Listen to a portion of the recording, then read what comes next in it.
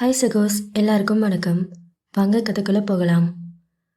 ஆதியின் அறையில் அந்த பயங்கரமான துப்பாக்கி முனையையும் அவனது மென்மையான ஸ்பரிசத்தையும் எதிர்கொண்ட மீரா அங்கிருந்து எப்படி வெளியே வந்தாள் என்பது அவளுக்கே தெரியவில்லை. அவள் ஒரு இயந்திர பொம்மை போல கால்கள் தானாக நகர அறையை விட்டு வெளியே வந்தாள். அவளது கைகளில் இருந்த தட்டில் உடைந்த கண்ணாடி துண்டுகள் ஒன்றோடு ஒன்று மோதி மெல்லிய சத்தத்தை எழுப்பின. அந்த சத்தம் அமைதியான அந்த நள்ளிரவில் அவளது இதய துடிப்பைப் போலவே சீரற்று இருந்தது. படிக்கட்டுகளுக்கு கீழே மீராவின் வருகைக்காக லக்ஷ்மி காத்து கொண்டிருந்தார். மீரா மெதுவாக படிகளில் இறங்கி வருவதை கண்டதும் அவர் நிம்மதியடைந்தார். ஆனால் அவளது கோலத்தை பார்த்ததும் அந்த நிம்மதி காணாமல் போனது. லக்ஷ்மி ஓடி வந்து மீராவின் கையை பிடித்து, மீரா, என்னாச்சு உனக்கு? ஏன் உன் முகம் ஒரு மாதிரி இருக்கு? மீரா, உங்ககிட்ட தான் பேசிகிட்டு இருக்கேன். ஆண்டி, என்ன கேட்டீங்க? மீரா, உன் முகம் எதுக்கு இப்படி பேயறிஞ்ச மாதிரி இருக்கு? அப்படியா இருக்கு? அதெல்லாம் ஒன்றும் இல்லை ஆண்டி என்று மீரா கூற, லக்ஷ்மி மீராவின் கையில் இருந்த தட்டை பார்த்தார். அதில் உடைந்த கண்ணாடி துண்டுகளையும் சிந்திய பாலின் கரையையும் கண்டதும் அவருக்கு தூக்கி வாரி போட்டது. ஐயோ மீரா, என்ன இது? தட்டெல்லாம் உடைஞ்சிருக்கு. ஆதி சார் கோவத்தில் தூக்கி வீசிட்டாரா? இல்லை ஆண்டி, நான் தான் தெரியாமல் கை தவறி. என்ன, நீ உடைச்சிட்டியா? ஐயோ, ஆதி சார் என்ன பண்ணாரு? உன்னை திட்டாரா இல்லை கோவத்தில் துப்பாக்கி எடுத்துட்டாரா என்று லக்ஷ்மி கேட்க மீராவுக்கு பேச்சே வரவில்லை. அவளது உதடுகள் துடித்தன, ஆனால் வார்த்தைகள் வெளிவர மறுத்தன. அவளது கண்கள் எங்கோ வெறித்து பார்த்து கொண்டிருந்தது. மீரா, உங்ககிட்ட தாம்மா பேசுகிறேன். ஆதி சார் என்ன பண்ணாரு? அது வந்து அவர் கையில் துப்பாக்கி எடுத்து இல்லை, பால் கீழே விழுந்து அப்போ என் கன்னத்தில். என்னாச்சு மீரா? துப்பாக்கின்ற பாலுன்ற ஒன்றுமே புரியல என்று மீரா கூறிய எதற்கும் அர்த்தம் புரியாமல் லக்ஷ்மி அவளை தேற்ற முயன்றார். சரி விடு மீரா, நீ எதுவும் பயப்படாத. ஆதி சார் ரூம்குள்ளே போயிட்டு நீ உயிரோட வெளியே வந்ததே பெரிய விஷயம். சரி, டைம் ஆச்சு, நீ போய் ஒரு ரூமில் படு என்று அவளை அனுப்பி வைத்தார். மீரா தனது அறைக்கு வந்து கதவை தாளிட்டாள். ஆனால் அவளது மனதிற்கு தாள் போட முடியவில்லை. அவள் படுக்கையில் விழுந்தாள். ஆனால் அந்த மெத்தை அவளுக்கு முள்படுக்கையாக தெரிந்தது. அந்த இருட்டான அறையில் அவள் கண்களை மூடினாள். ஆதியின் அந்த தீவிரமான பார்வைதான் வந்து போனது. அவன் அவளை அணைத்தபடி பிடித்து நெற்றியில் துப்பாக்கியை வைத்த அந்த வேகம், பின் அவளது கன்னத்தில் இருந்த பால் கரையை தன் விரலால் மெதுவாக தேய்த்த அந்த விசித்திரமான மென்மை. அவள் படுக்கையில் புரண்டு புரண்டு படுத்தாள். ஒரு பக்கம் திரும்பினால் அவன் துப்பாக்கி வைத்தது நினைவுக்கு வந்தது. மறுபக்கம் திரும்பினால் அவன் கன்னத்தை தொட்ட அந்த சிலிர்ப்பு அவள் உடலை துளைத்து கொண்டிருந்தது. மீரா தலையணியை இறுக்கி கட்டிக்கொண்டு, என்னாச்சு எனக்கு? கண்ணை மூடினாலே அவனோட முகம்தான் ஞாபகத்துக்கு வருது. அன்னைக்கு மாலில் அவனை பார்த்தே அவனை மறக்கிறதுக்கு நான் எவ்வளோ ட்ரை பண்ணேன். ஆனால் இப்போ அவனோட வீட்டில் அவன் ஒரு கொலைகாரன். ஆனால் அவனையும் நான் நினச்சிட்ருக்கேன். கண்டிப்பாக விடிகிற வரைக்கும் எனக்கு தூக்கமே வராது போல என்று தனக்கு தானே முணுமுணுத்தாள். அந்த அறையின் மின்விசிறி சுழலும் சத்தம் கூட அவளுக்கு ஆதியின் குரலாகவே கேட்டது. மறுநாள் காலை விடியற் காலையின் வெளிச்சம் மாளிகையின் உயரமான ஜன்னல்கள் வழியாக உள்ளே ஊடுருவியது. வழக்கம் போல ஆதியின் கோட்டையில் வேலைக்காரர்களின் நடமாட்டம் சத்தமில்லாமல், ஆனால் ஒரு இயந்திர கதியில் தொடங்கிவிட்டது. தரையை சுத்தம் செய்வது, பூச்செடிகளுக்கு தண்ணீர் ஊற்றுவது என அனைவரும் பரபரப்பாக இயங்கிக் கொண்டிருந்தனர். ஆதியின் பிரம்மாண்டமான அறையில் ஒரு அமைதியான, அதே சமயம் கம்பீரமான சூழல் நிலவியது. ஆதி குளித்து முடித்துவிட்டு தனது பிரம்மாண்டமான ட்ரெஸ்ஸிங் அறைக்குள் நுழைந்தான். அங்கிருந்த முழு உருவ கண்ணாடியின் முன் நின்றான். அவன் அணிந்திருந்த வெள்ளை நிற சட்டை அவனது ஆளுமையை மேலும் மெருகேற்றியது. ஆதி மிக நிதானமாக தனது தலைமுடியை சீவினான். ஜெல் தடவி கச்சிதமாக பின்னால் வாரப்பட்ட அவனது தலைமுடி அவன் முகத்திற்கு ஒரு விதமான அதிகார தோரணையை அளித்தது. அவன் தனது மேஜையிலிருந்த விலையுயர்ந்த பெர்ஃப்யூமை எடுத்து உடலில் தெளித்து கொண்டான். அந்த அறையெங்கும் அந்த நறுமணம் சட்டென்று பரவியது. அவன் தனது பிசினஸ் கோட்டை அணிய தயாராகும்போது அவனது பார்வை அறையின் ஒரு மூலையில் இருந்த ஒரு ஹேங்கரில் தொங்கிக் கொண்டிருந்த ஒரு கோட்டின் மீது விழுந்தது. அது சாதாரண கோட் அல்ல. சில நாட்களுக்கு முன்னால் மாலில் அந்த துப்பாக்கி சண்டை நடந்தபோது ஆதி அணிந்திருந்த அதே கோட்.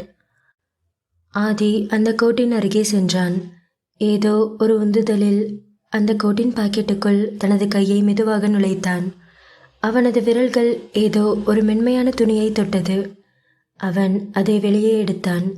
அது அன்று மாலில் ரவுடிகளிடமிருந்து மீராவை காப்பாற்றும் முயற்சியில் அவளது துப்பட்டாவிலிருந்து கிழிந்து விழுந்த ஒரு சிறிய துண்டு. அந்த வெள்ளை நிற துணி துண்டு ஒரு சாதாரண பொருளாக தெரிந்தாலும் ஆதிக்கு அது ஒரு பொக்கிஷம் போல தெரிந்தது. அந்த துணியின் மென்மை அவனது கடினமான மனதிற்குள் ஏதோ ஒரு சலனத்தை ஏற்படுத்தியது. நேற்று இரவு தனது அறையில் மீராவுடன் இருந்த நிகழ்வுகளை நினைத்து பார்த்தான். மாளிகையின் கொடூரமான எஜமானன், யாருக்காகவும் இறங்கி வராத அந்த ஆதி இப்போது கையில் ஒரு சிறிய கிழிந்த துணித்துண்டை வைத்துக்கொண்டு தனக்கே தெரியாமல் ஒரு மெல்லிய புன்னகையை சிந்தினான்.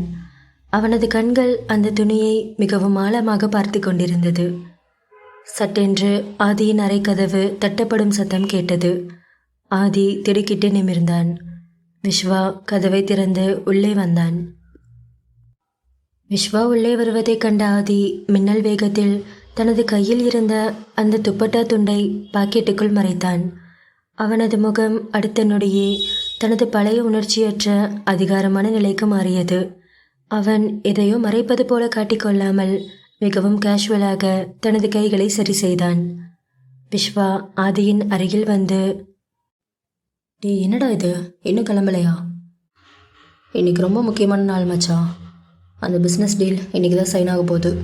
நம்ம கரெக்ட் டைமுக்கு அங்கே இருக்கணும்டா, சீக்கிரம் கிளம்பு என்று விஸ்வா கூற ஆதி விஸ்வாவை பார்த்து தலையசைத்தான்.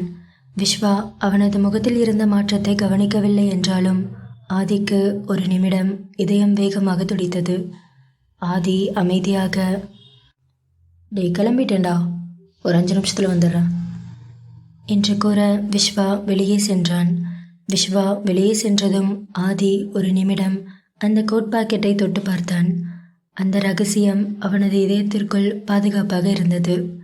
அவன் தனது புதிய கோட்டை அணிந்து கொண்டு முகத்தில் அதே கம்பீரத்துடனும் யாருக்கும் அடிபணியாத கர்வத்துடனும் அறையை விட்டு வெளியே வந்தான்.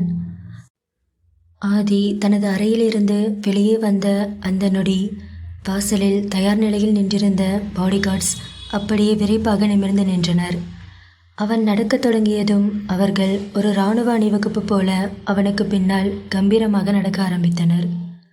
வழக்கமாக ஆதி தனது அறையை விட்டு வெளியேறினால் ஒரு புயலைப் போல படிக்கட்டுகளில் இறங்கிச் செல்வான். யாருடைய முகத்தையும் பார்க்க மாட்டான், எதற்காகவும் நிற்க மாட்டான். அவனது வேகம் அந்த மாளிகையில் இருப்பவர்களை கூட ஓட வைக்கும். ஆனால் இன்று நிலைமை வேறாக இருந்தது. ஆதி படிக்கட்டுகளின் விளிம்பிற்கு வந்தான். அவன் கால்கள் இன்று வழக்கமான வேகத்தை மறந்திருந்தன. அவன் மிக மெதுவாக நிதானமாக படிக்கட்டுகளில் இறங்கினான். அவன் இறங்கும் ஒவ்வொரு படியிலும் அவனது கண்கள் அந்த பிரம்மாண்டமான ஹாலின் ஒவ்வொரு மூலையையும் துளாவின. டைனிங் டேபிள் பக்கம் பார்த்தான். சமையலறை வாசலை பார்த்தான். தூண்களுக்கு பின்னால் யாராவது இருக்கிறார்களா என்று தேடினான். ஆம், அவனது கண்கள் மீராவை தேடிக்கொண்டிருந்தன. நேற்றிரவு நில ஒளியில் பார்த்த அந்த பயந்த முகம் இன்று காலையில் எங்கு மறைந்தது என்று அவனது ஆழ்மனம் துடித்தது.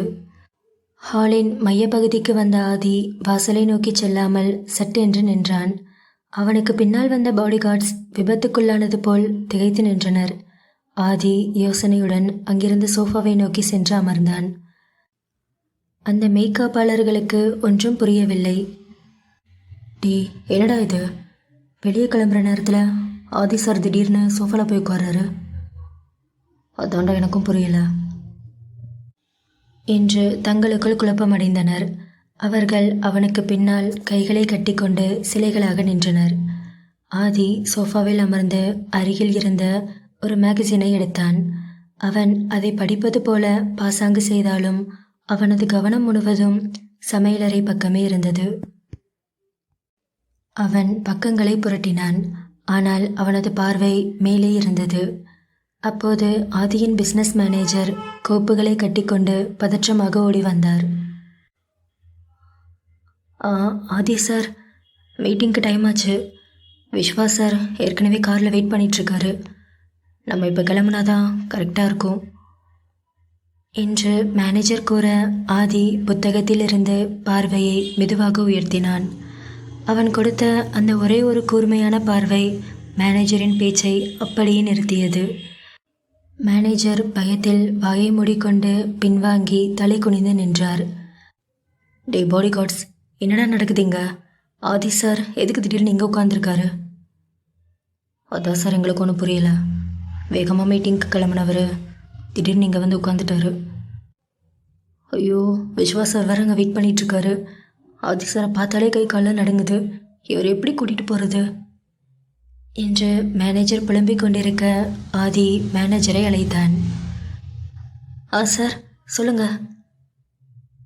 ஒன்றும் இல்லை, லக்ஷ்மி ஆண்டியை கூப்பிடு. இதோ கூப்பிட்றேன் சார்.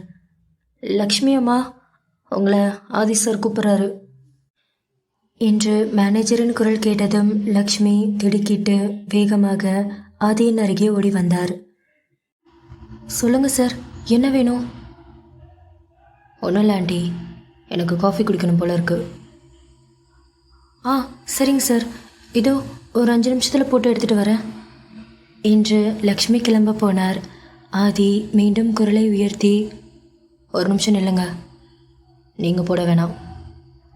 அதான் இங்கே காஃபி போடுறதுக்கு புதுசாக ஒருத்தி வந்திருக்காளே, நல்லா பூனைக்குட்டி மாதிரி பம்மிட்டு தெரியவாளே, அந்த பொண்ணை போட்டு எடுத்துகிட்டு வர சொல்லுங்கள் என்று ஆதி கூறினான். ஆதி இதை கூறும்போது அவனது குரலில் ஒரு விதமான பிடிவாதம் இருந்தது. லக்ஷ்மிக்கு தூக்கி வாரி போட்டது. இது நேற்று தான் மீரா பால் கொண்டு போயிட்டு அவ்வளோ பாய்ந்து போய் கீழே இறங்கி வந்தா, மறுபடியும் அவளையே காஃபி போட்டு கொண்டு வர சொல்கிறாரு என்று யோசித்து கொண்டவாறே லக்ஷ்மி பதற்றத்துடன் சமையல் அறையை நோக்கி ஓடினார். ஆதி மீண்டும் புத்தகத்திற்குள் தனது பார்வையை புதைத்து கொண்டான். ஆனால் இப்போது அவனது இதயம் மீராவின் வருகைக்காக காத்திருந்தது. சமையலறைக்குள் எப்போதும் போல வேலைக்காரர்களின் மெல்லிய சலசலப்பு இருந்தது. மீரா ஒரு ஓரமாக நின்றபடி ஒரு அழகான பெரிய கண்ணாடி கிண்ணத்தை கையில் ஏந்தி மிகவும் மெதுவாகவும் கவனமாகவும் துடைத்து கொண்டிருந்தாள். நேற்று இரவு நடந்த சம்பவங்கள் அவள் மனதை விட்டு இன்னும் அகலவில்லை என்றாலும் வேலையில் கவனத்தை சிதறவிடாமல் இருக்க முயன்றாள். திடீரென்று லக்ஷ்மி மூச்சிறைக்க சமையல் அறைக்குள் ஓடி வந்தார். அவரது முகம் பயத்தில் வெளிரி போய் நெற்றியில் வேர்வை துளிர்த்திருந்தது.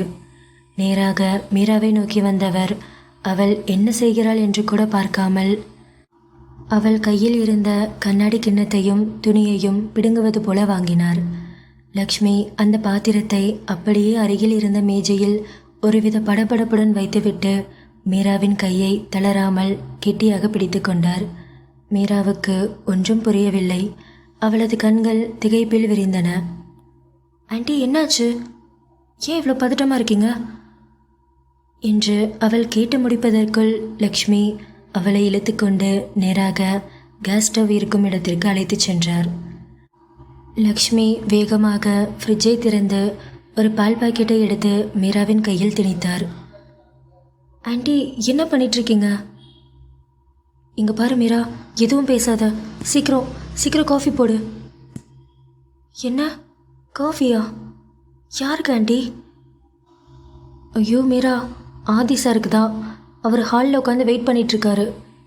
இது வரைக்கும் இல்லாத பழக்கமா இப்போ திடீர்னு காஃபி வேணும்னு கேட்டிருக்காரு. அது மட்டும் இல்லை என்று லக்ஷ்மி ஒரு நிமிடம் நிறுத்தி மீராவை பார்த்தார். என்ன ஆண்டி? அது இல்லை மீரா, முக்கியமாக ஒன்றை போட்டு எடுத்துகிட்டு வர சொன்னார் என்று லக்ஷ்மி கூறியதும் மீராவின் இதயம் ஒரு நொடி நின்று துடித்தது. என்ன ஆண்டி சொல்கிறீங்க? நான் காஃபி போட்டு எடுத்துகிட்டு போகணுமா என்று மீரா அதிர்ச்சியடைந்தாள். நேற்று இரவு துப்பாக்கி முனையில் நின்றதும் அவர் தன் கன்னத்தை தொட்டதும் மின்னல் போல அவள் நினைவுக்கு வந்து அவளை நிலை தடுமாறச் செய்தது. பயத்தில் மீராவின் கைகள் நடுங்க ஆரம்பித்தன. ஆனாலும் லக்ஷ்மியின் அவசரத்தை பார்த்து மறுக்க முடியாமல் பாலை காய்ச்சி தொடங்கினாள். காஃபி தூளை போடும்போது அவளது விரல்கள் தாளம் தப்பின. கடவுளே, என்ன நடக்க போகுதோ? நேற்று பிளேட்டை போட்டு உடைச்சிட்டோம். ஒருவேளை பயந்து இன்றைக்கும் நான் பிளேட்டை போட்டு உடைச்சிட்டா அவ்வளோதான். அது மட்டும் இல்லை, காஃபி பிடிக்கலனா என்னை என்ன பண்ண போகிறாரோ என்று பல கேள்விகள் அவள் தலையை சுற்றின. காஃபி தயாரானது. அந்த புகையும் நறுமணமும் சமையலறையை முழுவதும் பரவினாலும் மீராவின் உள்ளத்தில் ஒரு விதமான கசப்பு தான் இருந்தது. அவள் காஃபி கப்பை மெதுவாக எடுத்து லக்ஷ்மியிடம் நீட்டினாள். இந்தாங்க ஆண்டி, நீங்களே கொண்டு போய் கொடுத்துருங்க. எனக்கு அவரை பார்த்தாலே பயமாக இருக்குது, கை கால்லாம் நடுங்குது என்று மீரா கூற லக்ஷ்மி பயத்துடன் பின்வாங்கி, ஐயோ மீரா, என்னால் முடியாது. அவர் தெளிவாக சொல்லிட்டாரு, அந்த புது பொண்ணை தான் காஃபி போட்டு எடுத்துகிட்டு வர சொல்லணும்னு. நான் கொண்டு போனால் அவ்வளோதான், என்னை தூக்கி போட்டு மிதிச்சிருவார். நீயே போ, பயப்படாமல் போ மீரா என்று லக்ஷ்மி கூற மீரா அந்த காஃபி கப்பை ஏந்தியபடி அப்படியே சிலையாக நின்றாள். ஹாலில் சிங்கம் போல காத்திருக்கும் ஆதியின் முன்னால் தான் எப்படி போய் நிற்கப் போகிறோம் என்ற திகில் அவளை ஆட்கொண்டது. அவள் கையில் இருந்த காஃபி கப்பை விட அவளது இதயம் பல மடங்கு வேகமாக அதிர்ந்து கொண்டிருந்தது. ஹாலில் அந்த சோஃபாவில் அமர்ந்து மீராவின் வருகைக்காக காத்து கொண்டிருந்தான் ஆதி. அவனது கைகள் புத்தகத்தை புரட்டி கொண்டிருந்தாலும் கண்கள் சமையலறை வாசலையே நிலைத்திருந்தன. அவன் தனது பிஸ்னஸ் கோட்டை சரி செய்து கொண்டு ஒருவித திட்டமிட்ட அமைதியுடன் இருந்தான். அப்போது அவனுக்கு பின்னால் கம்பீரமாக நின்றிருந்த பாடிகார்ட்ஸ் ஆதியின் கவனத்தை திசை திருப்பினர். ஆதி அவர்களை திரும்பி பார்த்தான். அவனுக்கு இப்போது தனிமை தேவைப்பட்டது. ஆதி அலுப்புடன், டே, உங்களுக்குலாம் என்னதாண்டா பிரச்சனை? எப்போ பார்த்தாலும் என் கூடயே தான் ஓட்டிகிட்டு இருப்பீங்களா? ஒதுங்கிருந்து கிளம்புங்க. இல்லை சார், உங்களை தனியாக விட்டுட்டு நாங்கள். ஏண்டா, எப்போ பார்த்தாலும் கூடயே வச்சுக்கிறதுக்கு நான் என்ன சைட்டா? டே, என்னை தனியாக விடுங்கடா, போய் கார்கிட்ட நில்லுங்க, நான் வரேன் என்று ஆதி கூறியதும் அவர்கள் ஒருவருக்கொருவர் முகத்தை பார்த்து கொண்டனர். என்னடா இது, எப்போவுமே கூடயே இருக்கணும்னு சொல்லுவார், இப்போ என்ன திடீர்னு துரத்துறாரு என்று அவர்களுக்கு எதுவும் புரியாமல், ஆனால் ஆதியின் பேச்சுக்கு மறுபேச்சு பேசாமல் அவர்கள் மௌனமாக தலைவணங்கி ஹாலை விட்டு வெளியேறினர். இப்போது அந்த பிரம்மாண்டமான ஹாலில் ஆதி மட்டுமே தனிமையில் அமர்ந்திருந்தான். சிறிது நேரத்தில் சமையலறை பக்கமிருந்து மெல்லிய காலடி சத்தமும் பீங்கான் தட்டு அதிரும் சத்தமும் கேட்டது. மீரா கையில் காஃபி கோப்பையுடன் மிகவும் மெதுவாக நடந்து வந்தாள். அவளது முகம் பயத்தில் சிவந்து கண்கள் தரையை பார்த்தபடி இருந்தன. ஆதி அவள் வருவதை கண்டதும் புத்தகத்தை மூடி வைத்தான். அவன் பார்வை அவளையே துளைத்தது. மீரா தள்ளாடி நடந்து வந்து அவன் முன் இருந்த மேஜையில் காஃபியை வைத்தாள். அவளது கைகள் காஃபி கப்பை விட வேகமாக நடுங்கிக் கொண்டிருந்தன. மீரா குரல் தழுத்தழுக்க ஆதியை பார்த்து, சார், காஃபி என்று கூற ஆதி நிதானமாக அந்த காஃபி கப்பை எடுத்தான். அதன் புகையையும் நறுமணத்தையும் ஒரு கணம் அனுபவித்தான். மீராவை நிமிர்ந்து பார்த்தான். மீரா மெதுவாக பின்வாங்கி செல்ல முயன்றாள். நில்லு, எங்கே ஓடுற? ஒன்றும் இல்லை சார், காஃபி கொடுத்துட்டேன்ல, அதான். அது சரி, நான் உன்னை போக சொன்னேனா? இல்லை சார். அப்புறம் எங்கே ஓடுற? Sorry sir. இங்கே பாரு, நான் காஃபி குடிச்சு முடிக்கிற வரைக்கும் நீ இங்கே தான் இருக்கணும்.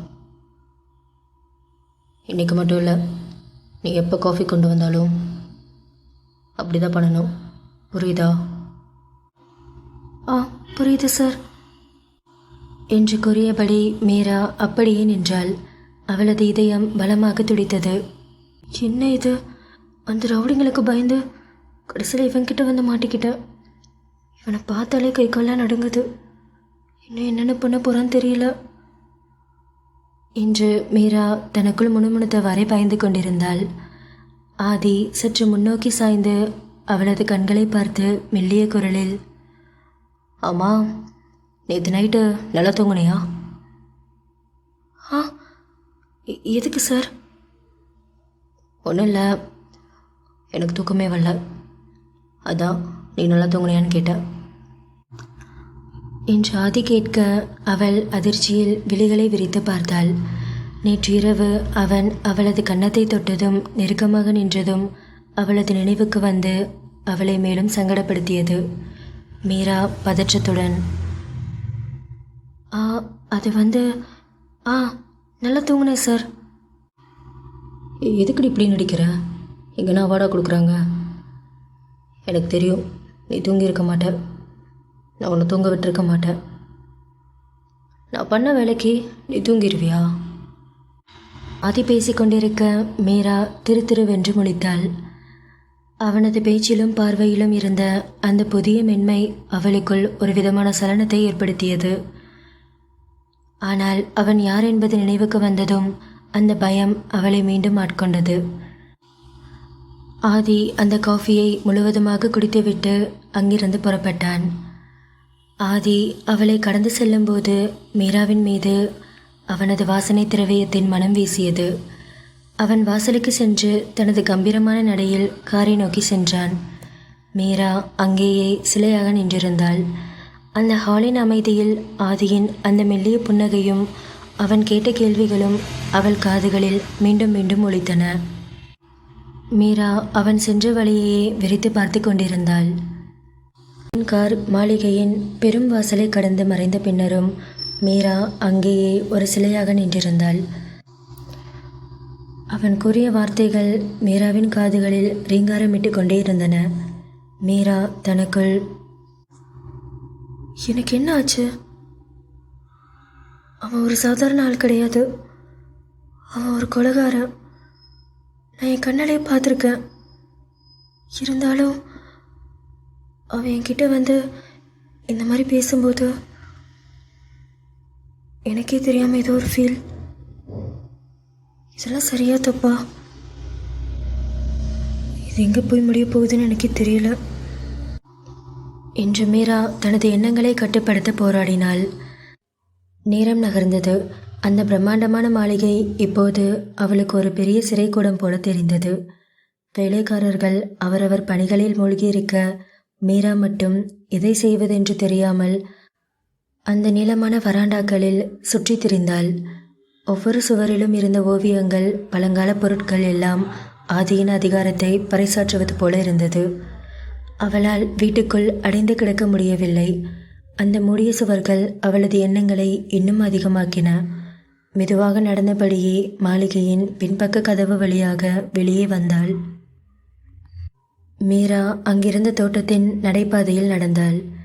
அங்கே இருந்த புல்வெளிகள் சீராக வெட்டப்பட்டு எழில் மிகுந்த நிலையில் இருந்தன. அங்கே விலையுயர்ந்த பல கார்கள் நிறுத்தப்பட்டிருந்தன. அவள் சற்று தூரம் நடந்ததும் அந்த கார் பார்க்கிங்கில் ஒரு மூலையில் நிறுத்தப்பட்டிருந்த ஒரு கருப்பு நிற காரை பார்த்தாள். அது சிவம் ஓட்டி வந்த கார். ஆதியின் நிறுவனத்தின் மிக தரமான கார்களில் அதுவும் ஒன்று. அந்த காரை பார்த்ததும் மீராவின் இதயத்தில் ஒரு மின்னல் வெட்டியது. அது தன் அப்பாவின் கார். மற்ற கார்கள் அனைத்தும் பளபளப்பாகவும் சுத்தமாகவும் இருந்தன. ஆனால் சிவம் பயன்படுத்திய அந்த கார் மட்டும் அவர் இல்லாததால் மெல்லிய தூசியின் அடுக்கு படர்ந்து கவனிக்கப்படாத நிலையில் இருந்தது. அந்த காரின் கண்ணாடி மீது இருந்த தூசி அப்பாவின் நினைவின் ஆழத்தை காட்டுவது போல இருந்தது. மீரா வேகமாக அந்த காரை நோக்கி ஓடினாள். அவள் மெதுவாக காரின் உலோக பகுதியை தொட்டாள். அவளுக்கு அழுகை பீறிட்டது. அவளது கண்ணீர் அந்த காரின் தூசி படிந்த மேற்பரப்பில் விழுந்தது. ஈரமான புள்ளிகளை உருவாக்கியது. அவள் ஒரு குழந்தையைப் போல தேம்பினாள். அந்த கார் அவளது அப்பாவின் வாசனையை, அவரது உழைப்பை சுமந்திருந்தது. அப்போ உங்களுக்கு என்ன ஆச்சு? ஏன் என்னை விட்டு போயிட்டீங்க? நீங்கள் இல்லாமல் என்னால் இருக்க முடியல. திடீர்னு யாரோ 2-3 ரவுடிங்க வந்து என்னை மிரட்டுறாங்க. நீங்கள் கடன் வாங்கிட்டீங்க அப்படி இப்படின்னு சொல்கிறாங்க. என்னால் தனியாக இருக்க முடியலப்பா. ரொம்ப பயமாக இருக்கு. என்னை ஏன் தனியாக விட்டுட்டு போனீங்க? நீங்கள் என் கூட இல்லாமல் ஒவ்வொரு நாளும் நான் செத்துட்ருக்கேன். அப்பா, எனக்கு இங்கே இருக்கவே பிடிக்கல. யாரை பார்த்தாலும் பயமாக இருக்கு. இந்த இடமே ஏதோ நரகம் மாதிரி தோணுது எனக்கு. ஆனால் இத்தனை வருஷம் எப்படிப்பா இங்கே இருந்தீங்க? எல்லாம் எனக்காக தானே. நீங்கள் எல்லாமே எனக்கு ரொம்ப கஷ்டமாக இருக்குப்பா என்று மீரா அழுது கொண்டிருக்க அவளுக்கு ஆறுதல் சொல்லக்கூட யாரும் இல்லை. அவள் உடனே தன் கையில் இருந்த வெள்ளை துப்பட்டாவை எடுத்தாள். துப்பட்டாவின் ஒரு முனையால் காரின் தூசி படிந்த முன்பகுதியையும் தன் தொட்ட பகுதிகளையும் துடைத்தாள். துப்பட்டா முழுவதும் தூசி படிந்தாலும் அவள் அதை தொடர்ந்தாள். தன் அப்பாவின் உழைப்பை புனிதப்படுத்துவது போல அந்த காரை சுத்தம் செய்தாள். மீரா தன் தலையை அந்த காரின் மீது வைத்து சாய்ந்து கொண்டாள். அப்பாவின் தோள் மீது சாய்வது போல இருந்தது. அப்பா, நீங்கள் என் பக்கத்தில் இருக்கிற மாதிரியே இருக்கு. நீங்கள் எனக்கு ஏதோ ஆறுதல் சொல்கிறீங்கன்னு நினைக்கிறேன். ஆனாலும் நீங்கள் இல்லாமல் என்னால் சத்தியமாக இருக்க முடியலப்பா என்று அவள் அப்பாவின் தோளில் சாய்வது போன்ற உணர்வில் ஒரு கணம் அமைதியடைந்தாள். அந்த மாளிகையின் பிரம்மாண்டத்தில் அவளுக்கு கிடைத்த ஒரே ஆறுதல் இந்த தூசி படிந்த கார் மட்டும்தான். மீரா காரின் மீது சாய்ந்து அழுது கொண்டிருக்கும் போது லக்ஷ்மி அங்கே வந்தார். மீரா அங்கே இருப்பதை பார்த்து மெதுவாக அவளை நோக்கி நெருங்கினார். லக்ஷ்மி அன்புடன் மெல்லிய குரலில், மீரா, இங்கே என்னம்மா பண்ணிகிட்ருக்க என்று கேட்க, மீரா லக்ஷ்மியின் குரலை கேட்டு பதற்றத்துடன் எழுந்தாள். அவளது கண்களில் இன்னும் கண்ணீர் இருந்தது. லக்ஷ்மி மீராவின் தோளை பற்றி கொண்டு, இங்கே பாரு மீரா, உன் கவலை எனக்கு புரியுது. உங்கள் அப்பா ரொம்ப நல்ல மனுஷன். உனக்காக இந்த வீட்டில் அவ்வளோ உழைச்சிருக்காரு. நீ எதுக்கும் கவலைப்படாத. உங்கள் அப்பா எப்போவுமே உன் கூட தான் இருப்பார். நீ தைரியமாக இருக்கணும் மீரா. இல்லை ஆண்டி, சத்தியமாக என்னால் தைரியமாக இருக்க முடியல. எனக்கு இந்த இடத்துல இருக்கவே பிடிக்கல. எதை பார்த்தாலும் பயமாக இருக்குது. அப்பா மட்டும்தான் எனக்கு எல்லாமே. அவர் இருக்கும்போது அவ்வளோ சந்தோஷமாக தைரியமாக இருந்தேன். ஆனால் இப்போ முடியல. எனக்கு இப்போ யாருமே இல்லைல. ஐயோ மீரா, என்ன பேசுகிற? நாங்கள் இருக்கோம். விஸ்வாசார் இருக்காரு. உனக்காக அவர் எவ்வளோ உதவி பண்ணியிருக்காரு. இங்கே பாரு மீரா, இதுக்கப்புறமும் உனக்கு யாரும் இல்லைன்னு நினைக்காத. நான் இருக்கேன். எப்போவுமே உன் கூடயே இருப்பேன். இந்த இடத்த பார்த்து பயப்படாத மீரா. இங்கே என்னதான் ஆதி சார் மாதிரி கொடூரமான ஆளுக இருந்தாலும் விஸ்வாசார் மாதிரி நல்லவங்களும் இங்கே நிறையா இருக்காங்க. நாங்கள் எல்லோரும் உன்னை பார்த்துப்போம். நீ பயப்படாமல் தைரியமாக இரு என்று கூறியபடி மீராவின் கைகளை பிடித்து லக்ஷ்மி அவளை மெதுவாக அங்கிருந்து அழைத்து சென்றார். அப்பாவின் காரின் மீது மீரா சாய்ந்து அழுத அந்த தருணம் அவளது மனதின் ஆழமான வலியை வெளிப்படுத்தியது. இந்த கதையுடைய அடுத்த பாகம் சீக்கிரமே நம்ம சேனலில் வந்துடும். மறக்காமல் சேனலை சப்ஸ்கிரைப் பண்ணிக்கோங்க. கதையை பற்றின உங்கள் கருத்துக்களை கமெண்ட்டில் சொல்லுங்கள். கதை பிடிச்சிருந்துச்சுன்னா வீடியோக்கு மறக்காமல் ஒரு லைக் பண்ணிக்கோங்க.